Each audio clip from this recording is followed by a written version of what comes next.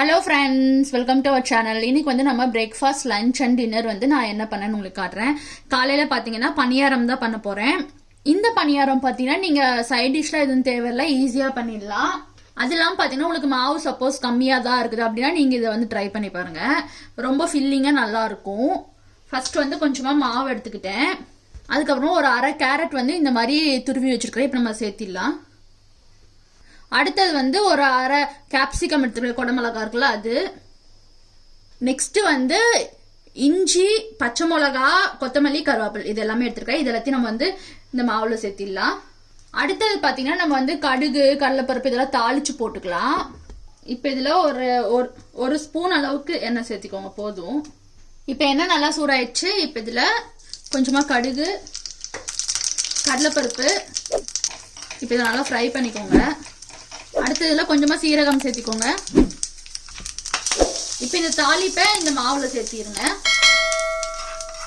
இப்ப இதுல கொஞ்சமா உப்பு சேர்த்திக்கோங்க. ஏற்கனவே மாவுல நான் உப்பு போட்டு தான் வச்சிருக்கிறேன். இப்ப இந்த கேரட், கேப்சிகம்லாம் சேர்த்துக்கிறோம்ல, அதுக்காக கொஞ்சமா உப்பு சேர்த்திக்கோங்க. இப்ப இதை நல்லா கலக்கிக்கோங்க.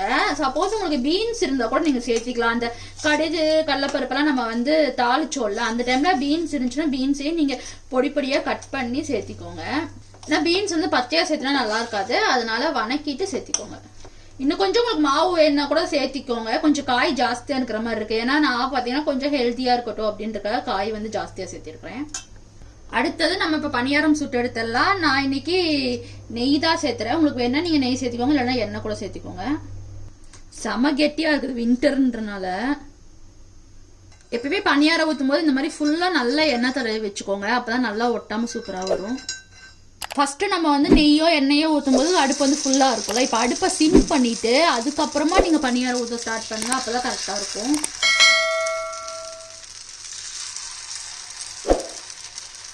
இப்ப பாத்தீங்கன்னா பாதி அப்படியே சைட்ல வெந்து வந்துட்டு இருக்கலாம். அந்த டைம்ல அடுப்பை ஃபுல் பண்ணிக்கோங்க, அப்பதான் வந்து இன்னும் நல்லா வேகும். இப்ப பாத்தீங்கன்னா பணியாரம் நல்லா வெந்துருச்சு. இப்ப நம்ம இதை திருப்பி விட்டுறலாம். நல்லா வெந்துருந்துச்சுன்னா நீங்க இப்படி திருப்பும் போது நல்லா வரும். அடுப்பை ஃபுல்லாவே வச்சுக்கோங்க, இன்னொரு பக்கம் நல்லா வேகட்டும். இப்ப பாத்தீங்கன்னா பணியாரம் வந்து நல்லா வெந்துருச்சு. நல்லா வெந்துச்சுன்னா நீங்க இந்த மாதிரி எடுத்தீங்கன்னா ஒட்டாம வரும். அவ்வளவுதான். இதை அப்படியே நம்ம வந்து எடுத்துக்கலாம். அவ்வளவுதான், நம்மளோட பணியாரம் வந்து ரெடி ஆயிடுச்சு. இது பாத்தீங்கன்னா உங்ககிட்ட மாவு கம்மியா இருந்தா கூட இதை ட்ரை பண்ணி பாருங்க, சூப்பரா இருக்கும். ஒரு லஞ்ச் மெனு தான் பார்க்க போறோம். அதாவது எங்க வீட்டு கீழ் வீட்டில் இருக்கிறவங்க, அவங்க நார்த் இந்தியன், மத்திய பிரதேஷ்காரவங்க. அவங்களுக்கு வந்து நம்ம சவுத் இந்தியன் ஃபுட்னா ரொம்ப பிடிக்குது. அதனால இன்னைக்கு அவங்க வந்து எனக்கு சாம்பார் வந்து வச்சு தர சொன்னாங்க. காலையிலே பாத்தீங்கன்னா நான் அவங்க வீட்டுக்கு போய் பணியாரம் பண்ணி கொடுத்தேன். அது வந்து அவங்க சூப்பரா இருக்குன்னு சொன்னாங்க. இன்னைக்கு மத்தியானத்துக்கு பாத்தீங்கன்னா சாம்பார் பண்ண சொன்னாங்க, பண்ணி தர சொன்னாங்க. அதுவும் இல்லாம அவங்க கன்சீவா வேற இருக்காங்க, அதனால ஏதாவது கேட்டாங்கன்னா நான் உடனே செஞ்சு கொடுத்துருவேன் அவங்களுக்கு. இப்போ வந்து நம்ம சாம்பார் ரெடி பண்றது எப்படின்னு சொல்லிட்டு பார்க்கலாம். ரெண்டாவது வந்து ரைஸ் அவங்க பண்ணிக்கிறேன்னு சொன்னாங்க. சாம்பார், ரசம், பொரியல் இது 3 மட்டும் நான் இப்போ உங்களுக்கு காட்ட போறேன். இன்னைக்கு வந்து நம்ம முருங்கைக்காய், கத்திரிக்காய், உருளைக்கிழங்கு இது 3 போட்டு தான் நம்ம இப்போ சாம்பார் பார்க்க போறோம். அதுக்கு ஒரு கடாய் வச்சுக்கோங்க. இப்போ இதில் ஒரு 2 ஸ்பூன் எண்ணெய் சேர்த்திக்கோங்க. இப்போ எண்ணெய் நல்லா சூடாயிடுச்சு. இப்போ இதில் 1/2 ஸ்பூன் கடுகு, கொஞ்சமா உளுந்தம் பருப்பு.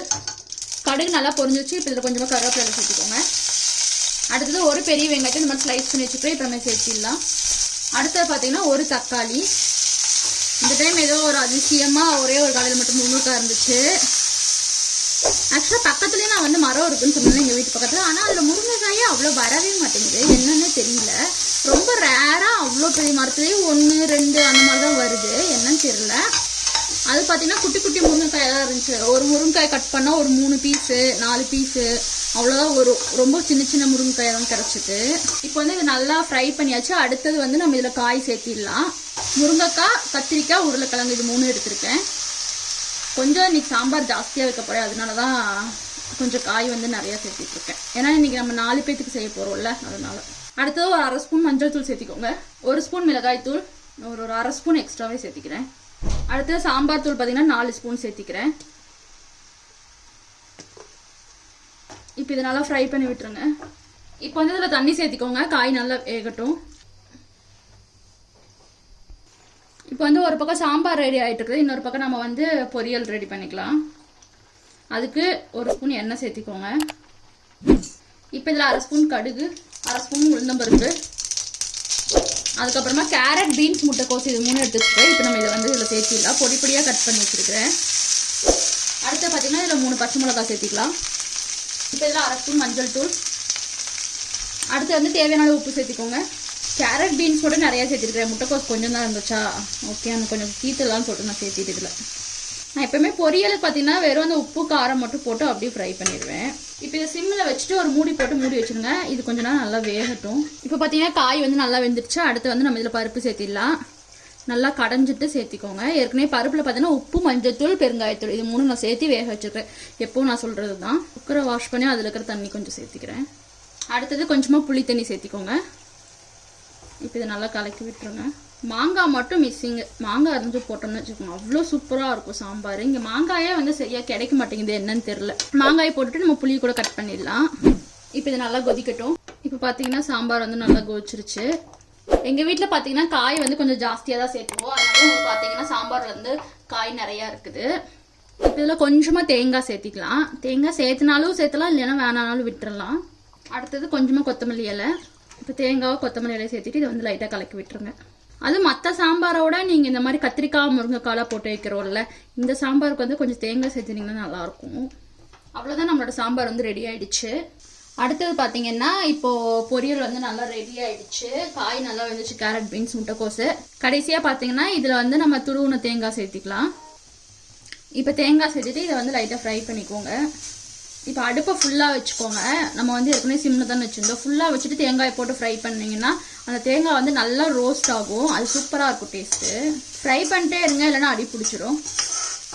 அவ்வளோதான், நம்மளோட கேரட் பீன்ஸ் முட்டைக்கோஸ் பொரியல் வந்து ரெடி ஆகிடுச்சு. அவ்வளோதான், பார்த்தீங்கன்னா நம்மளோட லஞ்ச் மெனு ரெடி ஆகிடுச்சு. சாம்பார் இது வந்து பார்த்தீங்கன்னா முருங்கைக்காய், கத்திரிக்காய், உருளைக்கிழங்கு போட்ட சாம்பார். அதுக்கப்புறம் இது வந்து பூண்டு ரசம். பூண்டு ரசம் பார்த்தீங்கன்னா நான் ஏற்கனவே ரெசிபி போட்டிருக்கேன், அதனால நான் வந்து இந்த வீடியோவில் காட்டலை. அதுக்கப்புறமா பொரியல் பார்த்தீங்கன்னா கேரட் பீன்ஸ் முட்டைக்கோஸ். அதுக்கப்புறம் பார்த்தீங்கன்னா தயிர் இருக்குது, சூப்பராக கெட்டியாக வந்திருக்குது. அதுக்கப்புறமா என்னடா சாப்பாடை காணான்னு நினைக்காதீங்க. ஏன்னா நாங்கள் வந்து இன்றைக்கி எங்கள் கீழ் வீட்டில் இருக்கிறவங்க கூட வந்து ஷேர் பண்ணி சாப்பிட்லாம் அப்படின்னு சொல்லிட்டு, அவங்க வந்து நார்த் இந்தியனு. ஆனால் அவங்களுக்கு பார்த்தீங்கன்னா நம்ம ஊர் சாம்பார், தோசை இந்த மாதிரி ஐட்டம்ஸ் தான் பார்த்தீங்கன்னா அவங்களுக்கு ரொம்ப பிடிக்கும்னு சொல்லுவாங்க. அதனால் நான் வந்து இன்றைக்கி சாம்பார், ரசம், பொரியல் இதெல்லாம் பண்ணிட்டேன். ரைஸ் மட்டும் அவங்க வச்சிடுறேன் அப்படின்னு சொன்னாங்க. ஸோ 4 பேத்துக்கு இன்றைக்கி நான் சமைச்சனால கொஞ்சம் ஜாஸ்தியாக பண்ணியிருக்கேன். இப்போ நம்ம டின்னருக்கு என்ன பண்ண போகிறோம்னு பார்த்தீங்கன்னா தோசை, அதுக்கப்புறமா கொத்தமல்லி சட்னி தான் பண்ண போகிறேன். கொத்தமல்லி சட்னி மட்டும் உங்களுக்கு நான் ரெசிபி காட்டுறேன். மதியம் வச்ச சாம்பார் கொஞ்சம் இருக்குது, அதனால கொத்தமல்லி சட்னி மட்டும் பண்ணிவிட்டு அப்படியே வச்சு சாப்பிட்டுக்கலாம் அப்படின்னு சொல்லிட்டு பிளான் பண்ணியிருக்கோம். கொத்தமல்லி சட்னி பண்ணுறதுக்கு ஃபர்ஸ்ட் வந்து ஒரு ஃப்ரை பேன் வச்சுக்கோங்க. இப்போ இதில் 1 ஸ்பூன் எண்ணெய் சேர்த்திக்கோங்க. இப்போ இதில் 2 ஸ்பூன் கடலைப்பருப்பு சேர்த்திக்கோங்க.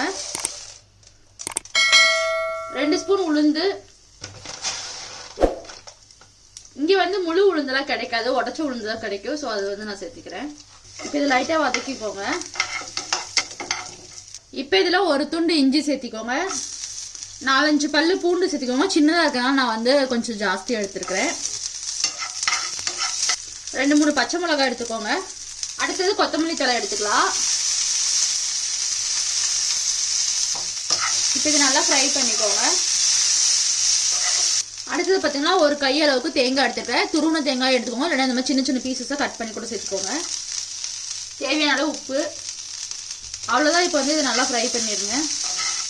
கொஞ்ச நேரம் தேங்காய், கொத்தமல்லி தலையெல்லாம் வேகட்டும்.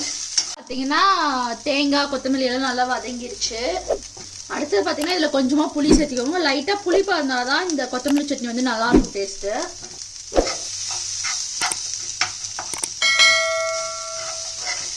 அவ்வளோதான். இப்போ வந்து இதை ஆற வச்சுட்டு ஒரு மிக்ஸி ஜாரில் போட்டு அரைச்சி எடுத்துக்கோங்க. இந்த மாதிரி சட்னி வந்து நல்லா அரைச்சி எடுத்துக்கோங்க. கொஞ்சமாக தண்ணி சேர்த்து நல்லா இந்த மாதிரி பேஸ்ட்டாக அரைச்சி எடுத்துக்கோங்க. அடுத்ததாக அதே ஃப்ரை பேன் எடுத்துக்கோங்க. இப்போ வந்து நம்ம சட்னி தாளிச்சிடலாம். அதுக்கு 1 ஸ்பூன் எண்ணெய் சேர்த்திக்கோங்க. எண்ணெய் நல்லா சூடானது கொஞ்சமாக கடுகு. கடுகு நல்லா பொரிஞ்சதுக்கப்புறம் பார்த்தீங்கன்னா கொஞ்சமாக கருவேப்பிலை சேர்த்திக்கோங்க. 1 வரமிளகாய் சேர்த்திக்கோங்க. சட்னி இப்போ இதை சேர்த்திடலாம்.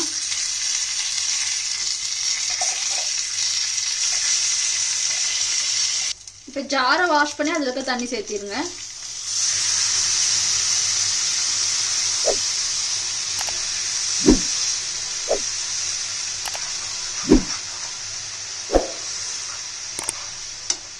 உங்களுக்கு கெட்டியாக வேணும்னா கெட்டியாக வச்சுக்கோங்க, தண்ணியாட்டு வேணா இன்னும் கொஞ்சம் கூட தண்ணி சேர்த்திக்கோங்க.